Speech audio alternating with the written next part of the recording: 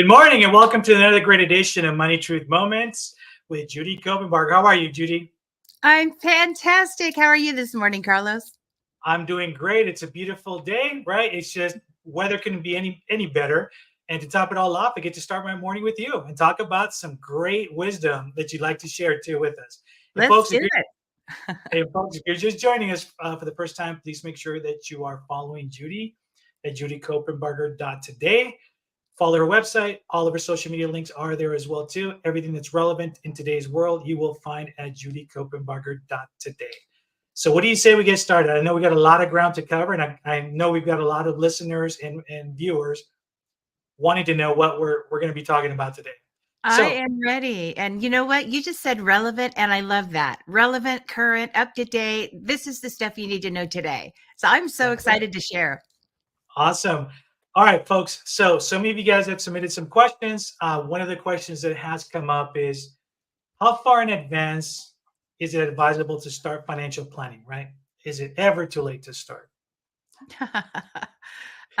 No. Simple. All right, show's over. We got it. No, let's do No. this. It's like I think I've been heard to say a time or two. We're farmers. We grow fruit and vegetables and all that stuff. And it's like when is the best time to plant that big old apple tree? 20 years ago. Second best time today. Never too late to start. You can start today. And there's always something you can do. Whatever age you are, there's always some kind of planning that you could do. Absolutely. So tell me. So let's take it a step further. So when we're talking about how far in advance we should start planning, right? I know we talked about in previous shows. You should start planning even for your kids when they're born, right? Yep. Even from that age. Yeah. So is it better to start in your 20s, 30s, 40s, etc., and why? Well, you can always do something. And I have people, they say in their 20s, "Hey, I'm just starting out. I can barely pay the rent. I'm eating top ramen," that whole thing. And then in the 30s, "Oh, finally, we got a raise and we've got a career going, but now the kids are here." And every spare dollar goes to their soccer cleats and their diapers and all their music lessons and all that. And then you get to your 40s, it's like, phew, we finally got through all that sports and music and tuition. Oh, tuition. Now they want to go to college. Shoot, Mhm. or you want to help them get a house, or the grandbabies come and you want to buy their shoes. So there's always good reasons to spend the money and not really invest and save for the future. But I just propose that you think about balancing, pay yourself first. So every month you're able to get through the month. Even some months, maybe you go in debt temporarily, but if you look back, you always made it and you didn't starve forever, right? So that Right. means you always had enough, even though you didn't feel like it.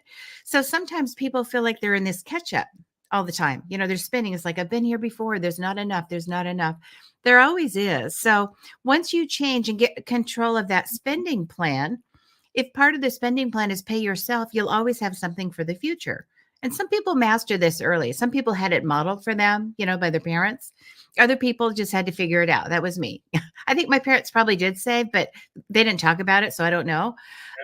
But we have always been savers because there's always something that comes up that surprises you. And I Mhm. knew that I didn't want to always have to work. I could choose to. I love what I do, but I didn't want to have to. And I saw a lot of people that were really kind of hating their life because every day they spent their day with people they didn't really like, doing things they didn't really want to do for people that didn't care Mhm. about their career. So I didn't want that. But just, a perspective for you, if you're thinking, should I start? When could I start? You should start now doing something. Even if you're saving 20 bucks a month, 50 bucks a month, something, open an IRA. And, there's something that you can do. Absolutely. So it's funny because you also mentioned, a lot of us didn't grow up with that financial wisdom and all that. I Yeah. mean, up until I think we started talking about all of this, I remember the last things my parents would teach us is, for every dollar you have, save the other half, right? So Mhm. if it's a dollar, say 50 cents. If it's 10 bucks, say $5. And that was their concept. Everything save, save, save. Never talked about diversifying, like you said, this and investments and things like that as well too. So it's come a long way, and I think reality has hit to a lot of families now, specifically with college and stuff. I cannot believe just how expensive universities have got anywhere between 40, 50, 60, $80,000 a year for one kid. Now, multiple families wanting to do that, it just makes me crazy. And like you said, if we don't plan, then what? What are we going to do? You know? Yeah. Yeah. It makes sense to plan. Never too early to start. I love it when, and I wrote a couple of books about it. What can you do with your kids? Toddlers, grade school kids. Teach them how to earn money, save money, manage money. So they're going to have some skills. They're not going to really get this at school. You might have a teacher that happens along, but it's not going to be part of a basic curriculum anywhere. How to manage money at your house, how to grow it, how to protect it. What kind of insurances should you have? They're not going to cover that at school. They might do some fractions. They might do some interest compounding in math class, but they're not going to be, how do I know how much I should be spending of how much I earn on housing and on my car and on entertainment and on insurance premiums and gasoline and things like that. So you're not really going to get that in a normal school program. Homeschoolers might have an advantage there because a lot of times parents are heavily involved, right, in that teaching. And so they're doing life and they can share some of that perspective. But most people learn it through just, experience, which it's a good teacher, but sometimes it's painful, hard knocks, right? It's like, oh, I won't do that again. And then some people are like, I don't want to do that again, but here I am. How do I do something different? And that's really the whole basis. That's how all of my curriculum was born, the online program that I have and the books that I've written, because there just wasn't something really good and practical and true. And I call it money truth, because it's true. It's how money really moves, how it really works, how you can really benefit from just half a dozen basic financial concepts. Just do those and run everything you're doing through that filter, and you'll avoid almost all of the mistakes that people make out there. So very simple to do. But back to your question, you should start now. You should do something now. If you're already doing some planning, great. If you're putting money into your 401k every paycheck, you have an IRA going, you've got some savings, a Ameritrade account or something like that, some stocks there. That's great. Keep going. Just do a little bit more, a little bit more. And then I think the other end of that is make sure you have the end in mind. When you're doing planning, plan for the end. So what do I want the outcome to be at the other end? Then you can kind of backfill it with, what do I need to do between now and there to be there on time and achieve my goals? So I'm glad you talked about it, because I was going to bring that up too, because you always mention about the end in mind, right? So Mhm. we still have a lot of viewers that are, in their 40s, their 50s, and for some of them, because they haven't had that guidance towards finance, they don't know any better. A lot of them just seem to give up, right? So what would you say to some of these folks that are in their 40s and 50s, maybe even 60s, right? For them to start planning, is it too late? What should they be doing? Yeah. I had some clients recently in their 70s that were referred in to me. And I've spoken about them before because it was such an awakening for me that you can go that far in life and still not know how to spend your money. They've been doing it for decades together. They've been married almost 50 years when I met them. And so how do you get a handle on spending plan if you've never had it modeled and you've never been successful at it? So we've got templates, how to do it step by step, how to do that. But this couple, that they were just always spending, always not having enough, feeling like there's a gap. And how come other people seem to be doing great? And not everybody is, by the way. But how come everybody seems to have a handle on this and we just can't get spending right?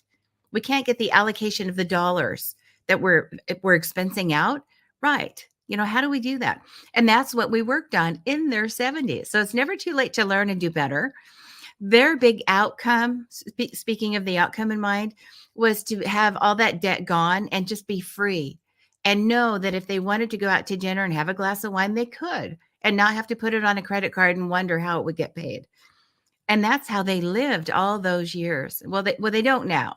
They've got a great house. They've got a great life. They have a travel fund so they can send the grandkids out, for a visit or go to see them.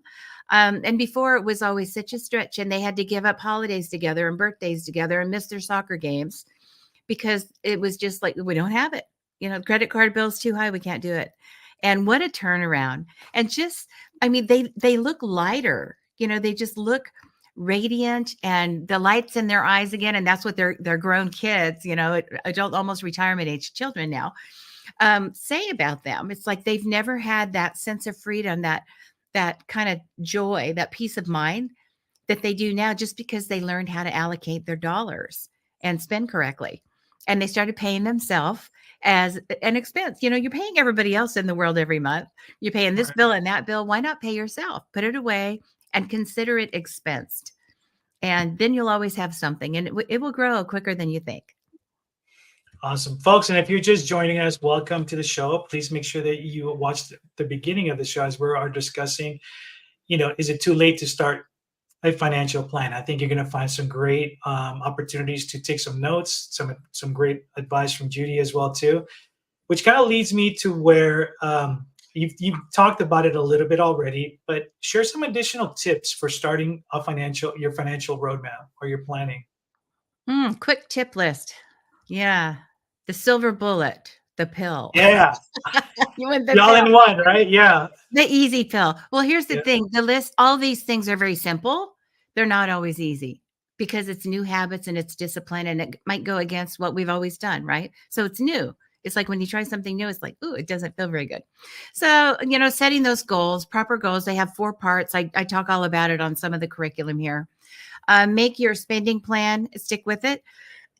Pardon me. Understand that it's a moving, breathing document. Right, it's going to adjust with life, but just stick with it. Every month, take a look at it and adjust as you need to. You want to make sure that you have that quick cash, that emergency fund, that rainy day account, where if the baseball goes through the windshield or the garbage disposal, breaks down, you don't have to put that on a credit card, because then it costs more. There's interest, right? So have an emergency fund. And I think, if you can build that up to maybe 3 months of your basic expenses, that'll give you some confidence. If you can sleep at night knowing, wow, for 3 months, everything I need is there, that'll give you money for those things that surprise you, flat tires, stuff like that. Make sure that you're contributing to your future. If you have a 403B or a 401k available at work, do something about that. Put even the minimum in. Start with something. And really, you won't even miss that money, because the paycheck shows up and it just like usually is dumped into your bank account. You won't even miss it, right? Think about your insurances. You want to play defensive as well as offensive. So think about, do I have the right insurances? Am I paying too much for too much coverage or the wrong kind of coverage? Might be worth looking at. And make sure that your debt service is handled. And this is one thing a lot of people are unaware of. If a big part of your spending plan, a big line item on your budget is what you're paying in interest on credit cards and consumer credit, auto payments and all of that, those are all negotiable. So you can call the credit card company if you're paying this 17, 18, 22%, whatever crazy rates. Just call and say, I can't do that. You need to lower my rate for me. You can always ask. And most of the time they'll work with you if they know they can get part of something or all of nothing. So Right. call and get that line item down. I wouldn't say consolidate with a company, because you'll end up paying the company the difference, but call the credit cards directly. It takes a little time, little patience. Tell them your situation, and usually they'll work with you. So control your debt in the future, right? It doesn't help to pay off your credit cards and then fill them up again. Right. So just start to live within your means if this is a spending plan is your big financial issue. And then invest for your other goals. If you want to have a cabin in the woods, a villa at the beach, in your later years, if you want to have a travel fund to spend time with people that you care about or explore the world, plan for that and put some of that money away every month. So when it's time to achieve that goal, even if it's an ongoing goal, the money is sitting there and you don't have to figure out where it's going to come from. Those are some tips to help you with your planning, and they'll serve you well. Yeah, folks, and I hope you are using a pen, paper. Make sure you write this stuff down, and you're going to need that pen and paper a little bit later on today too. So just to let you know. So you've given us hope, right? You've said that there really is no right or wrong age to start, as long as you start. Now, Yeah, and I appreciate all of these tips, because it really just sets your mind, moving forward with some potential opportunities which you thought were probably hopeless, right? So now that we talked about some of the positives on this, talk to us about some of the potential obstacles when we're starting out in financial planning. Yeah, I think most people, they don't know where to start. So if that's you, I'm glad you're here because this is where to start. But I think for most people, that's the thing. I don't know where to start. It's overwhelming to me. Do I start by talking to my insurance guy or my 401k guy? Or, if I need to save, I can't even pay my bills. Where am I going to save from? And now it's time to invest. Where do I invest? I go online and there's 50 million options and they're all the best ones, right? If you ask them, how do I know how to invest? Should I be buying stock or cyber currency, or should I be in bonds or mutual funds, or should I just buy some real estate? Have a condo that I rent out? What do I do? And so that can be a little overwhelming and burdensome for some people. So that can be something to overcome. And it's just get somebody that knows, or learn yourself. And if you have the time to learn yourself and the interest and the sustainability of that interest, then do it. Take some classes, get a series 6 or a 63 or 7 license. You can do that in several months, and then you'll have mastery of the basics. Or you hire somebody who knows that, or grab a family member or a friend that really has mastered their money well. They're not just on the surface looking good, but they really manage well, or they're running a business well, and find out what they're doing. Most people that are successful are happy to talk to you about their path and share that with you. So for some people, they just don't have the knowledge, to know where to start. It might be they have so many dollars, but there's these competing priorities. It's like, I just need help prioritizing. I need money for the future, but I need money now. And then I get the kids want these things. And then we wanted to go to Disneyland, it's like, all this stuff. And in the car, we're going to need a new car in the next year or two. So, how do I prioritize where the dollars go? And that's just part of basic planning. You might need someone to help you with that. And again, if you have very clear goal setting, that will totally become clear. And then make that a priority, just kind of stick to what you say you want to do. And then Nike, right? Just do it. Just do it.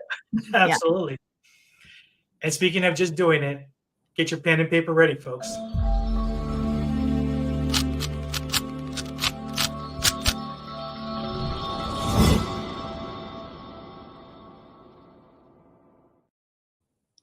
It's time for our challenge, right?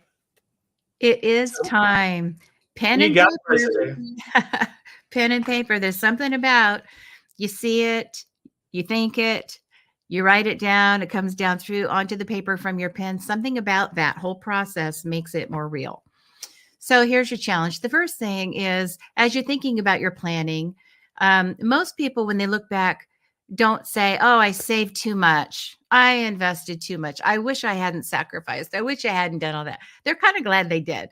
Usually, if there's any kind of regret or comment like that, it's going to be, oh, I didn't do enough. I didn't start soon enough. So you can start today. You can do something today. So the first thing is writing down on paper, what can you do to improve your situation? What can you do? You know what it is. Now, you might not want to write it because it doesn't seem possible, or it's very hard, or maybe there's a little shame or guilt in it. But there's power in writing it down and just being honest with where you are, right? So what can I do to improve my current financial situation? Maybe it's get a new job or move. Maybe it's downsize, sell your house. Talk to somebody who does investments and just try to do that better. If you have a bunch of money sitting in savings, especially right now when interest rates are good, do something. Whether it's equities or interest, do something. So just kind of write down that, maybe 2 or 3 things more, if you can think of them off the top of your head. What can you do to improve your situation financially? And what area of planning will you get the most bang for your buck? Is it something about the growth part? I need to save more. I need to get a spending plan together. I need to invest better or more diversified, take some kind of a balanced approach more than I am now. Or do I need to do defensive? Maybe it's time to put a will in place, or think about some legacy planning. Who am I going to leave all this to? Is it a cause that I care about? Is there a tax friendly way to do that? Yes, there are lots of options there. So what area will you get the most gain from as you prepare your financial strategy moving forward? I think if you write those 2 things down, that'll give you a really great base to implement a plan for moving forward to get you where you want to go. So you can do this. All right, folks, you heard the challenge, and we are at the end of our show. So please, if you're just joining us now, watch the beginning of the show, because bottom line is we asked the question, how is it ever too late to start financial planning? And Judy's one word answer is no. Nope. As simple as that. It's That as could have simple been a as that. really short show. Is it too late? No. Start today. Done. Start today. Exactly. So make sure that you are following Judy at judycopenbarger.today. Join us every Tuesday at 8 a.m. Replay on Thursdays at 8 p.m. as well, too. Judy, any last parting words? Make it a great day. Start today. Start today. You've got this. All right. Take care, folks. Bye.